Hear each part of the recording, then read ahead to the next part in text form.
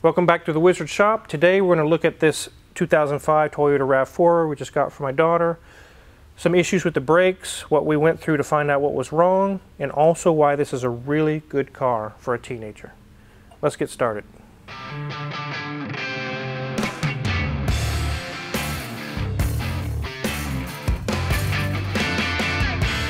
So this is a 2005 Toyota RAV4.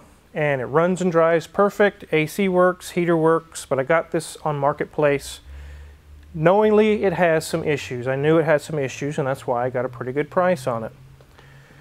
One of the first issues, the major issue that it had, is that the pedal would go 3/4 of the way down to the floor. It would stop, but it was kind of scary. It was kind of like, yeah, we can't give this to a teenage daughter. This is going to have to be fixed. We're going to go over this today and find out some of the things that were wrong and something that I found wrong with this vehicle that totally blows people's minds. It's totally, they don't even check that, and it turns out to be what fixes the problem. So, without further ado, let's jump in. If you're looking at a vehicle to buy, or if you own the vehicle and just started doing this, where the brake pedal is spongy, goes all the way or most of the way to the floor, the first thing you want to check is the reservoir, your brake fluid reservoir on your master cylinder. If it's empty or pretty low, like way down to here, you're going to have to answer the question, where did the fluid go?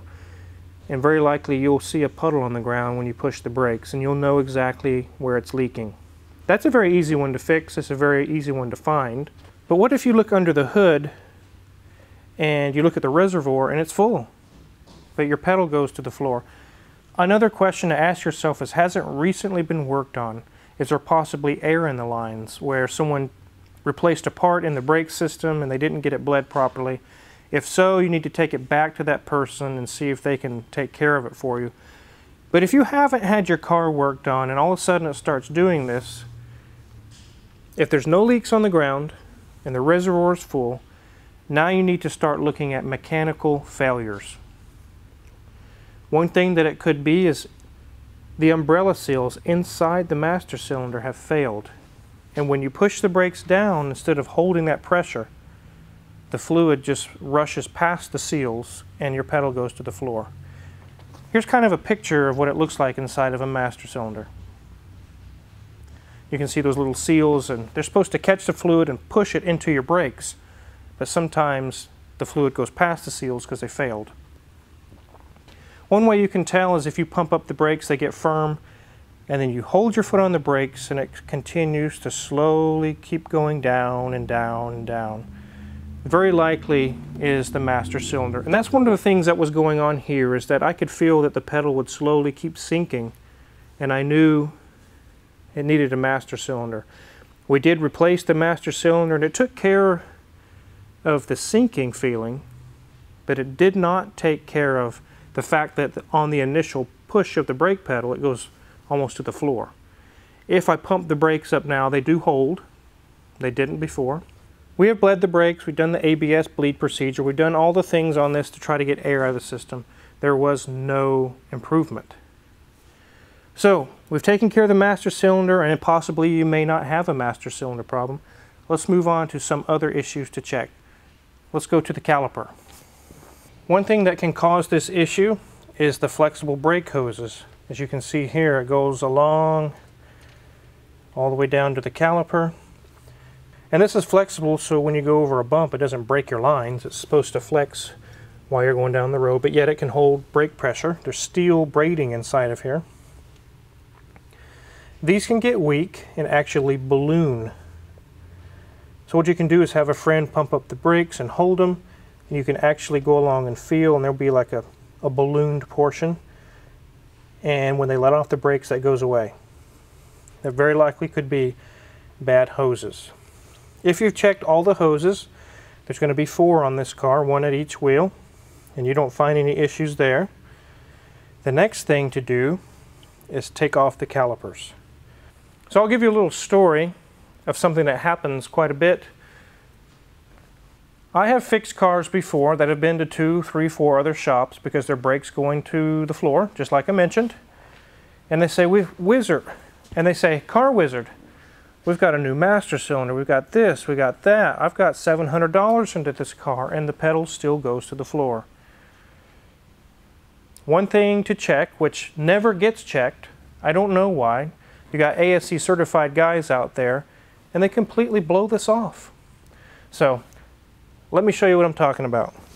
So let's go ahead and take the caliper off. I've got the bolts loose, or off I should say.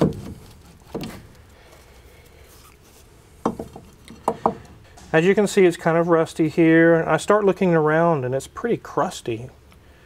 And when I see the rustiness like it's been up in the Northeast with salty roads, instantly comes to mind seized up caliper guide pins. It could be your brake pads. You could check those as well. But one thing that gets overlooked so much, almost every single time, is right here. Guide pins. There's two of them.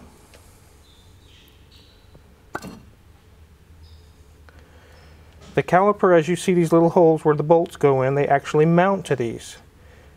The caliper has to, and I reiterate, has to be able to slide back and forth. As it's bolted to these guide pins, it should be able to move. Just like that. So as the pads wear down, it can adjust for that. It can move around. When these get seized up, it can't compensate for the thickness of the pads anymore. So you have to pump the actual piston of the caliper several times to get it to finally meet the brake pads. That's not a problem when these guide pins are moving like they should. These on this car were seized up solid. I mean solid, like a solid piece of steel. They would not move on both sides. Let's go to the back of the car. It's a very similar situation. Here we are at the rear right wheel. Here's the brake hose we talked about that you want to check. Flexible hose. Look at the rustiness. See the crusty rusty? That's when I start checking guide pins. I'll go ahead and pull this caliper off. This one doesn't have guide pins. It has guide bushings. We're going to get some new boots and put on here, but this was a similar situation back here. So these here should move in and out, just like the guide pins that we just shown. See that?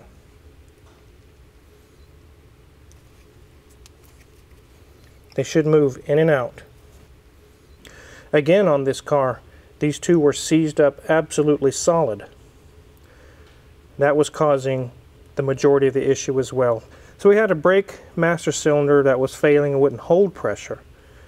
We got that fixed and it would hold pressure, but it still would sink to the floor. You had to pump it up to get good brakes. It was these guide pins and guide bushings. So we got all the guide pins freed up. We have a new master cylinder and the brakes are 80% there, but they're still not right. They still sink about a quarter of the way before we get good strong brakes. And although that might be good enough for some people, for me, it's unacceptable. It's still unacceptable. And I'll show you one last thing that can be wrong with your brakes. Let's take a look. This is your ABS modulator valve or hydraulic unit, or there's various different names. But half of this thing is electronic, which is the black plastic casing here. The silver area, the aluminum colored area, is actual hydraulic unit. That's where all the fluid and valves and things are inside of there. And there's an ABS pump motor back here, it's an electric motor. So we did the ABS bleed procedure with the scan tool. We also bled the brakes normally, and there was no air in the system, but yet we still have a quarter of the way on the pedal that it sinks. And pumping it doesn't solve anything. It's not really air, it's not the master cylinder. We did some checking and finally it came down to there's valving inside of this unit that has failed. I've seen this a few times on cars. It's not very common, but occasionally it does happen. I was able to take these lines loose and connect them into little valve blocks that bypasses this. And it solved the problem. It had good brakes. Now we're not going to leave it that way and disable our ABS system. But that tells me right there the problem is inside of this ABS unit. And like I said, we did the ABS bleed. There's not air inside of there. The only fix for that is to replace the entire ABS unit. And really you would replace the hydraulic unit and you can still keep the plastic electronic half of it. You can see that somebody's already tried and been in here. The electronic portion of this looks brand new.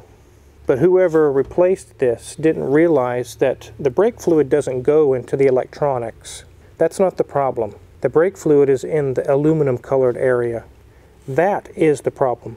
So I got a hold of a good used unit, and when it comes in, I will take the electronic portion off of it and not use it, and use this electronic portion that is programmed. Usually these are programmed to the vehicle. That's why I reuse them. It makes it easier. You don't have to reprogram them.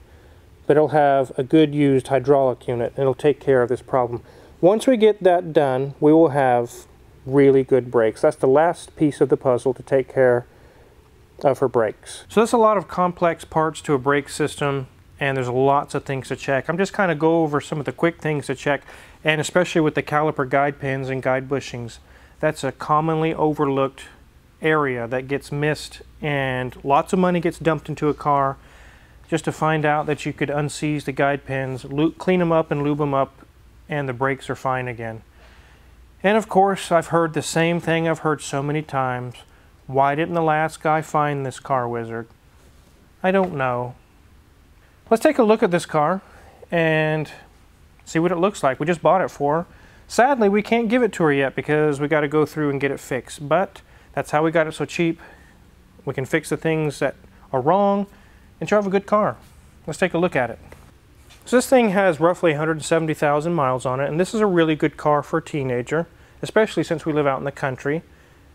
It sits a little high off the ground, has all-wheel drive. As a 4-cylinder, it's good on fuel. It's a Toyota. It is really reliable compared to other SUV makes and models. And it's easy to work on, fairly cheap to work on. This is a really good car that you can buy a teenager and pretty much not worry about it as long as it's in good shape. As long as you do oil changes and basic maintenance, you can't just ignore it. But let's take a look around this one. As you can see, the wheels are off, obviously, but it's got a few little dings and scrapes here or there. Like right here on the door, there's a dent and some scrapes. Scrapes right here on the bumper. It's cracked right here on the bumper. Go ahead and open this up. It's got a nice cargo area. The seats could fold flat and have a lot of storage area, haul things around. Car's in pretty good shape, really. Just needs a little TLC. Got a good spare on it. You can get these in front-wheel drive only, but we chose to get the 4-wheel drive since we live out in the country. Here's another little scrape there. This side of the body is in pretty good shape. It doesn't have any dents or scrapes or anything on it. Take a look at the interior. So as you can see, the dash is in good shape. It's got an aftermarket Bluetooth radio. Young kids today need Bluetooth. They gotta have it, and I like it too. I don't blame them. The layout is fairly simple. It's not all complicated. And everything works good. The one thing that was broke on it when we got it is the mode dial. It doesn't do anything right now, but we have the cable out of it. This is the mode control cable. It was seized up. This one is seized up. It won't move. In the HVAC box, all the gears and everything work perfectly fine. It was just this cable is seized up and should be back in business. I was able to find one about 25 bucks. It's not cheap, but it's not super expensive, and we'll be back in business. I would rather replace this, which is fairly simple to get to, than electronic actuators, which the whole dash has to come out for some makes and models. But this one has a sunroof. The headliner's in good shape, front and back. Back seats are in decent shape. It'll be a good little car for her. She can get around and not waste a whole lot of gas. And she can haul things. She can go in muddy roads, snowy weather, and be a lot more confident. She currently has a Prius, which is getting old and long in the tooth. And it's a little bit low to the ground for her, so this will do a lot better for her, I think. This has the Toyota 2.4 liter 4-cylinder, which is in Camrys, it's in RAV4s. They use them in all kinds of cars. They're a really, really good engine. They've been used for decades. I've had a few cars. I had a Toyota Solara years ago that had this same motor in it. It was really good. It didn't give me any trouble. I like that they're easy to work on. There's the starter right here. I don't have to crawl under the vehicle. It's right there, easy to get to. All the coils. We did a video recently where we did coils and spark plugs on this. It was very easy to get to. The alternator is right there, easy to work on. Really, really a good motor. I think she'll like this car once we get it fixed. It'll be a really good car for her. So thanks for following along as we were getting this thing ready for my daughter to start driving. All the rigmarole we went through to make sure the brakes are good for her. I definitely thought we could do a video on that and show you guys what exactly do you look at when your brakes go to the floor. Those are some of the things that will help you maybe diagnose your own car and figure out what it's going to cost, or maybe you can fix it yourself at home. If you're curious what kind of tools are used to work on this or all the other cars in the shop, check the Amazon affiliates link in the description below. We get a small cut. We really appreciate that. And if you haven't hit the subscribe button already, I really recommend you do that now. We got some really cool projects coming ahead and other cars in the shop as well. Thanks for watching.